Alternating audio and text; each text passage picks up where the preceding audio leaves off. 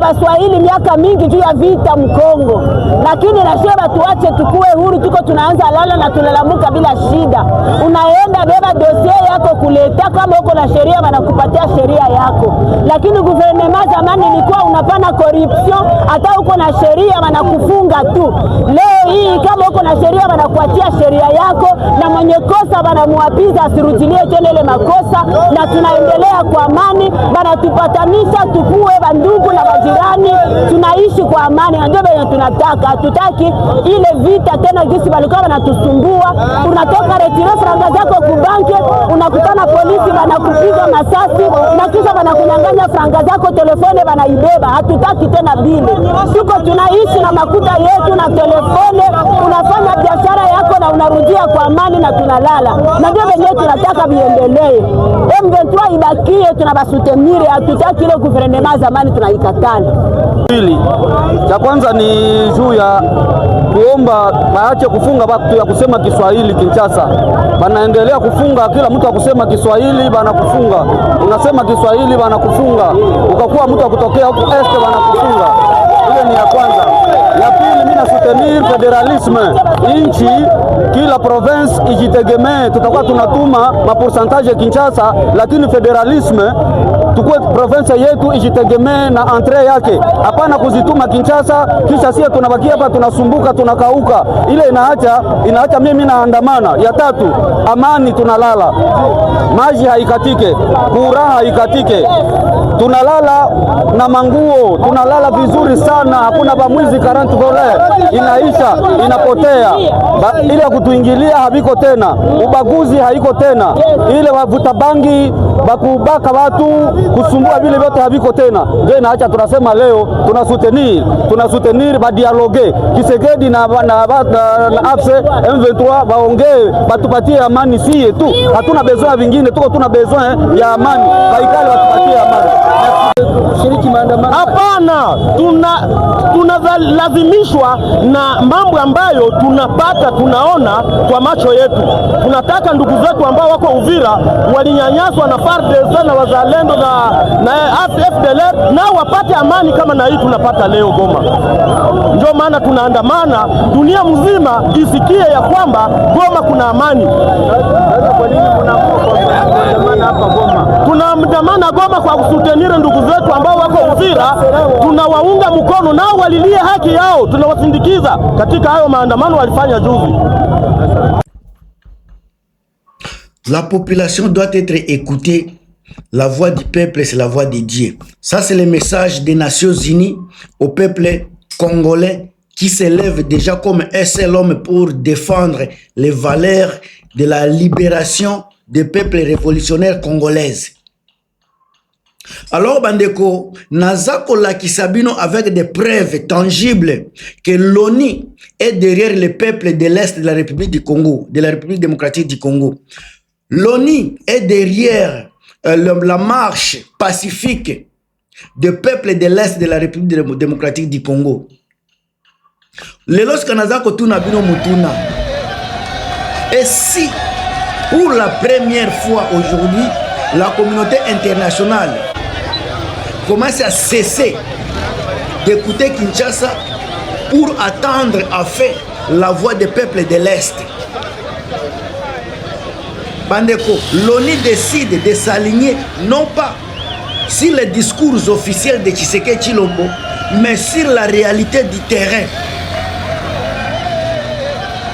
Alors, que reste-t-il au pouvoir de Tshisekedi si Corneille Nangaa est maintenu là où il contrôle déjà avec l'aval implicite des Nations Unies? Ça fait beaucoup, ça fait débat. Aujourd'hui, mes chers amis, que ce soit le soir ou la journée, ça dépend du temps où vous allez me capter dans vos appareils, je vais analyser un scénario qui fait trembler le régime de Tshisekedi. L'ONU est derrière la population, mes chers amis, et non derrière l'État. L'ONU, la communauté internationale aujourd'hui, est derrière la population et non derrière l'État comme les gens vous le disent. Les gens ont tendance à changer le langage, à vous amener des mensonges.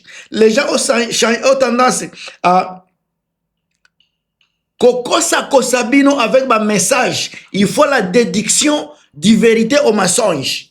Lelo naza kopesa bino ba vérité à solo. Maman nangai Marie-Antoinette Makayabu naza kopesa ba vérité à solo. Chirac Makayabu bozala wana boyo kangai.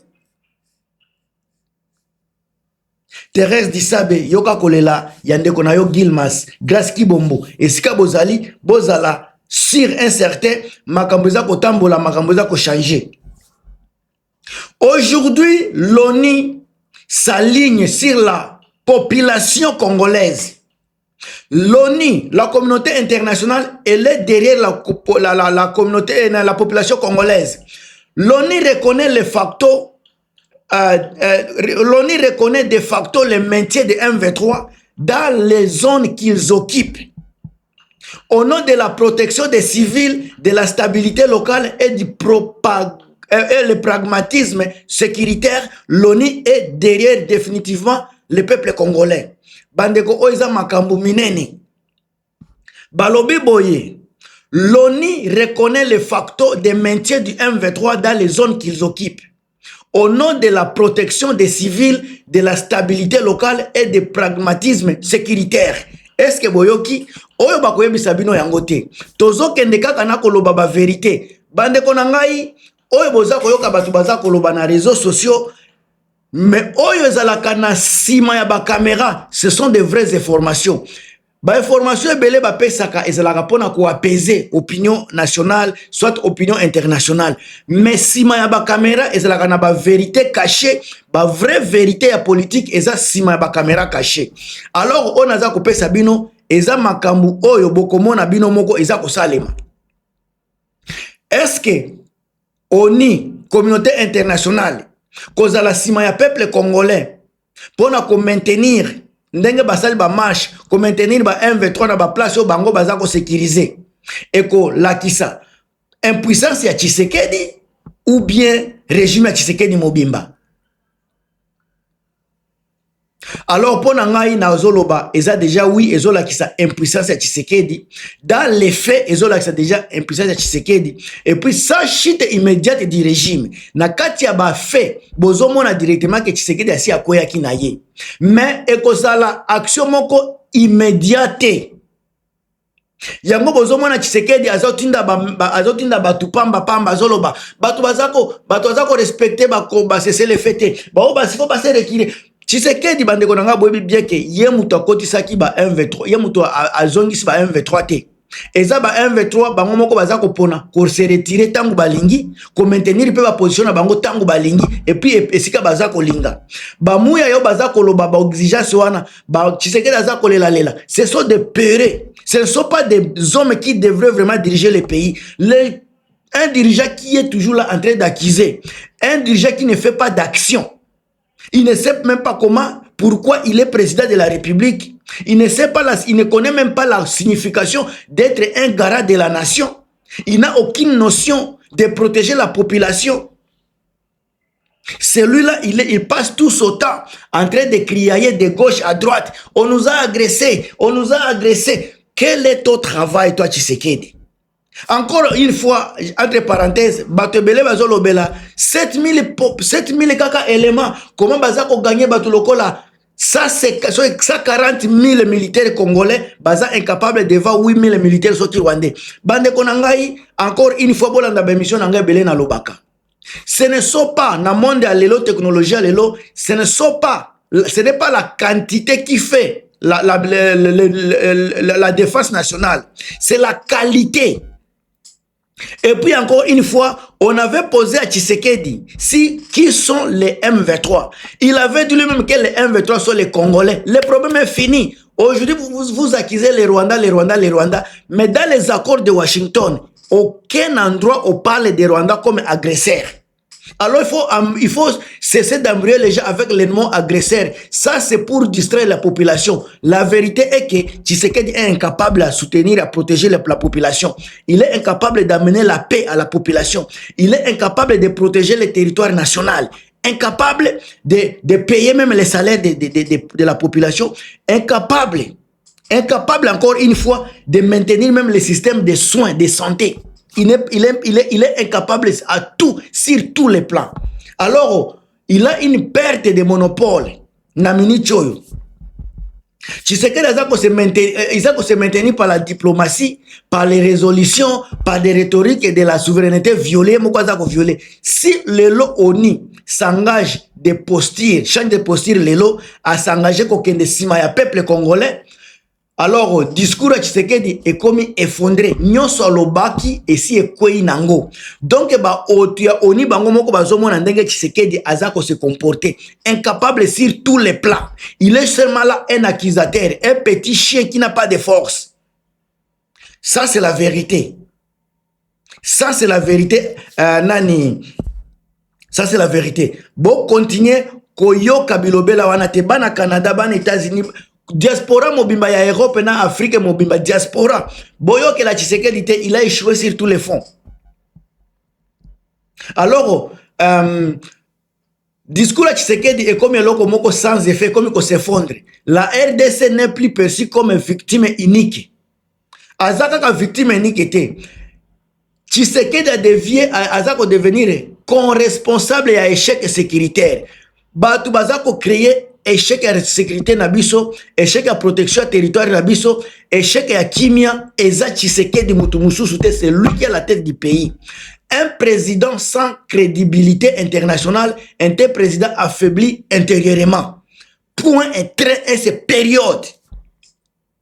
Bana bazako sala ba marche na Goma. Batu bazako bozomona le peuple. Tala na numboka net eza propre. Propreté à Goma. Kimia. Peuple bazako kende ko marché, botala ba militaire nenge balati propre ba banani oyo ba policier propre. Alors tozana effondrement ya principe d'autorité de l'État na mboka na biso.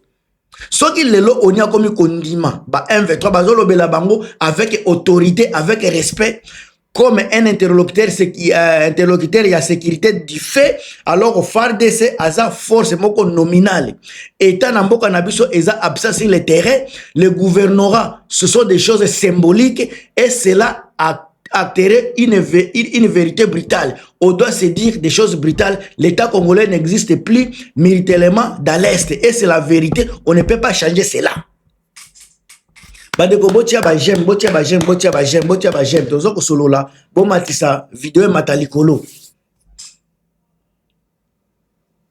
Alors conséquence sur pouvoir à Tshisekedi comment na ndenge communauté internationale bango moko bazo koma déjà derrière ba population congolaise ya est, ba chancelier nyonso baza koloba même chose. Mes chers amis, il y a du boom et du taoto na kati ya makamboyo.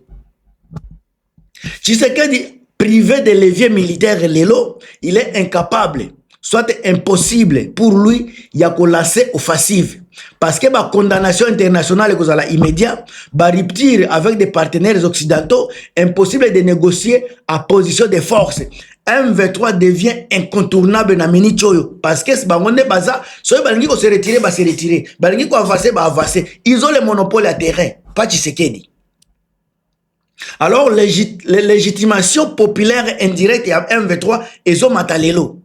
Ceux qui l'ONU parlent de la protection des civils, ceux qui ONU parlent de reconnaître une stabilité relative, ceux qui ONU balobi dialogue avec les autorités des faits, ça parle beaucoup. Ça parle beaucoup, ça parle beaucoup.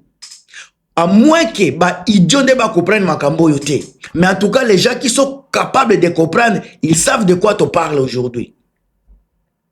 Alors la population se sent déjà validée par la communauté internationale. Les marches populaires prennent une dimension légitime, pas comme à Kinshasa, on refuse de tout, on interdit tout. Alors avec les M23, la résistance civile devient un acteur politique. Est-ce que vous avez la makamboyo? Est-ce que vous avez yoka makamulaza koloba? Est-ce que vous avez sentir sentiment ya changement? Bande ko nangai bo continuer ko tia ba j'aime, bo tia ba like, ba commentaire na bino ezanga te. Nazo kene na ko chiter po bino moko boyebi ke to umela kate. Alors est-ce que communauté internationale va changer vraiment ba casquette na bango?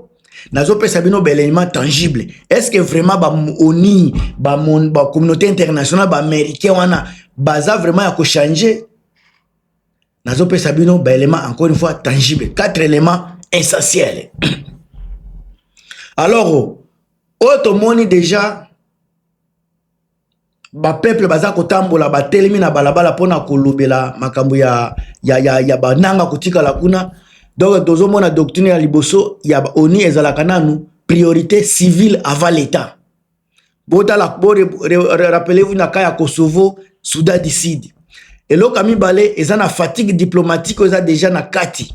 20 ans ya MONUSCO sans résultat crédible ezo pesa déjà ngele. Ezo pesa déjà ngele côté Tshisekedi Tshilombo. Stabilité locale observable selon ba ONI baza koloba bazotala ba marché eza ouverte na province oyo ba M23 baza ko nini ko administrer eza ba taxation structurée, baisse relative de violence locale nyonso wana eza kolobama na ONI et na ba communauté internationale bazoloba makambo wana. Alors pression humanitaire eza wana. On est obligé de négocier avec les gens qui contrôlent les terrains.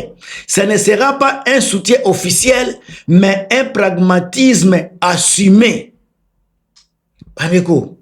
Lelo makamunaza koloba oyazana motema kobeta maboko abeta ka maboko parce que le changement est là et tozomona ngo graduellement.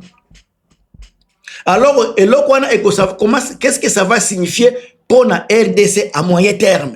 Parce que cause de la peine à long terme, on a zoloba, mais on a zoloba à moyen terme parce que ma kamozo changé. Donc comme si qu'on a mythe, fait un mythe et la souveraineté intacte.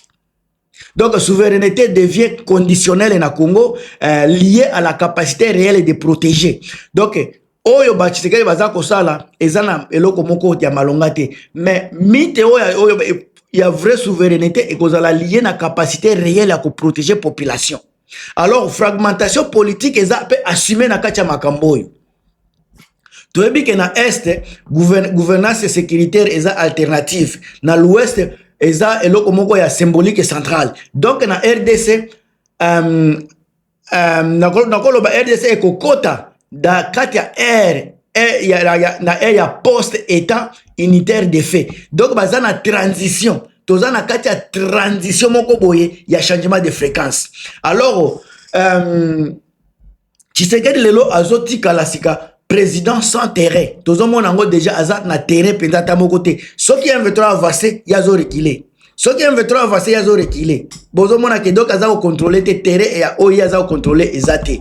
Alors Tshisekedi ne tomberait pas par un coup d'état soki bo mona moni yango, mais il tomberait par l'inutilité. Donc, un président que même ONU, communauté internationale, ne consulte plus pour sécuriser ses propres citoyens, Bandeko, c'est un président vide de sans substance politique. Yango bomonaki po ba M23 bazonga na Uvira, ONU batu balobaki yango. Po M23 balongwa na Walikale, ONU mutu basiaki makambo wana. Ce n'est pas Tshisekedi. Ce n'est pas Tshisekedi. Donc, un président que même ONU sika ONU azako consulter Tshisekedi te pona ko sécuriser propre mboka na ye, mais azako leka na batum lokola ba corner nanga pona ko sécuriser mboka. Cela ne vous dit pas quelque chose? Alors en conclusion moko percutante naza ko pesa bino parce que boza batu nanga e bozo tia ba j'aime na bino nazo sepela nango nazo pesa bino sika conclusion moko percutante. Alors soki lelo ONU a se rangé derrière population. Donc, Tshisekedi a aussi le contrôle et à tempo, la narration internationale, l'autorité morale, à perdre en directement. Donc, on a minute encore une fois, ONU, communauté internationale, va se ranger derrière population, automatiquement, le contrôle, il doit que Tshisekedi a perdu le contrôle et à tempo, narration internationale, autorité morale. Donc, on a qui Madagascar, Népal, population, quand la population parle, c'est le pays qui, c'est le pays qui est dans une voie de changement.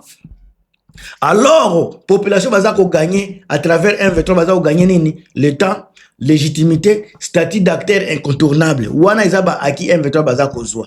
Alors ça ne sera pas la victoire de M23, mais l'aveu mondial de l'échec du pouvoir de Kinshasa. ye mutu aza kopesa M23 babekie ya kozala gara ya mboka na biso. Bandeko bomoni émission ndenge nini, soki botie ba commentaire te, botie ba j'aime te, bosa bandoki. Partagez, commentez, on est ensemble.